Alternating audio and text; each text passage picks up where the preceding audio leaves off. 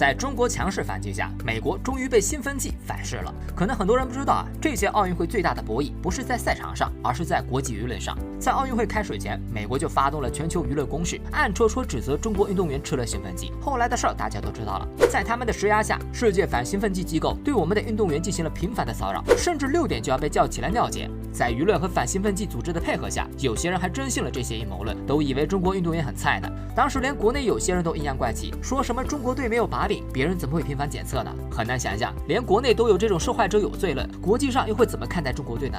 正当他们以为有了频繁的尿检，欧美就能继续霸榜游泳奖牌时，中国开始反击了。先是潘展乐轻松打破100米自由泳的世界纪录，震惊了世界。接着中国派出一个替补的情况下，还打破了美国长期垄断，强势拿下了100米混合接力赛的冠军。100米自由泳就相当于一个国家的顶尖战斗力，而100米混合接力赛就代表了一个国家的整体实力。中国队在被频繁干扰的情况下，顶尖战力和整体实力还全部超越欧美强队，说明中国游泳队就是靠着实力取胜，就是比美国强。这无疑是在用实力打美国的脸。欧美普通人也觉醒了，你们不是频繁尿检了吗？不是说中国靠兴奋剂才拿奖牌吗？现在尿检次数这么多，怎么还让人家把欧美给打趴下了呢？如果中国队算菜鸡，那么其他国家算什么？连菜鸡都不如吗？很多人开始意识到被美国给骗了。恰好此时，中国准备已久的秘密武器亮剑了。中国反兴奋剂组织经过调查，收集了大量美国队违反兴奋剂的案例和证据，并且将他们甩到了国际反兴奋剂组织的脸上。你不是说坚决打击兴奋剂行为吗？那么美国这么多违规案例，你管还是不管？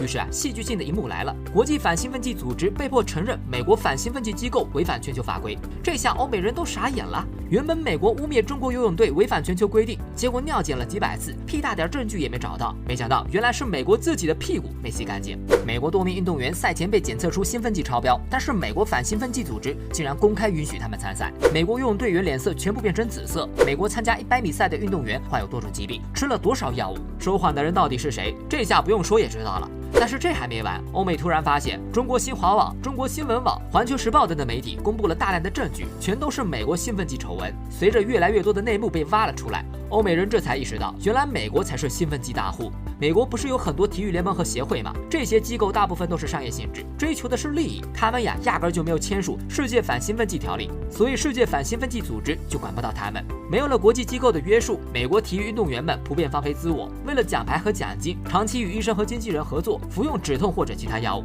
这些药物包含了被国际反兴奋剂组织禁止的禁药，比如美国棒球联盟就有集体兴奋剂丑闻，美国传奇车王阿姆斯特朗100万美元药物事件，还有菲尔普斯为啥老得这么快等等，数不胜数。在国内都这么明目张胆了，在奥运会这种更大的舞台上能干净吗？当然不能了，只不过手段是更加高明了。以前反兴奋剂组织都是奥组委，美国很难操作，但是在美国的运作下，检测机构变成了国际反兴奋剂组织，美国资本家就可以趁机施压，比如与药企合作研发新药，让国际反兴奋剂组织检测不出来，如果研发不出更先进的，那就申请豁免权。美国运动员申请用药豁免权的数量远远超过其他国家。2016年里约奥运会期间，美国田径和游泳队中就有70%以上的运动员都申请了药物豁免。为什么他们对中国游泳队的成绩耿耿于怀？就是因为他们自己就是吃药长大的，他们知道中国队的成绩有多难得，他们宁愿相信我们也是吃药，也不愿意相信自己吃药还是比不上中国。自己的屁股都没擦干净，还整天玩弄兴奋剂舆论，现在终于被兴奋剂反噬，只能说美国自作自受。